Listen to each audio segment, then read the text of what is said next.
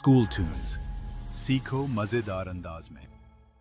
मराठी सुलभ भारती इयत्ता चौथी 23 माझा अनुभव 2 ऐका व वाचा। शाळा सुटली, मी घरी आलो। इकडे तिकडे पाहिले तर आई झोपलेली दिसली। यावेळी ती अशी कधीच झोपत नाही। मी आईजवळ गेलो। आई, तुला बरे वाटत नाही का असे विचारत मी तिच्या शेजारी बसलो। आईच्या अंगाला हात लावून पाहिला। आईला खूप ताप आला होता। तिचे अंग तापाने फणफणत होते। मी लगेच थंड पाणी घेतले, स्वच्छ रुमाल घेतला, तो थंड पाण्यात बुडवला। मी आईच्या कपाळावर रुमालाचा घड्या ठेवू लागलो। काही वेळाने आईचा ताप थोडासा कमी झाला। मी डॉक्टरांकडे गेलो, त्यांना घरी घेऊन आलो। डॉक्टरांनी आईला तपासले, औषधे लिहून दिली।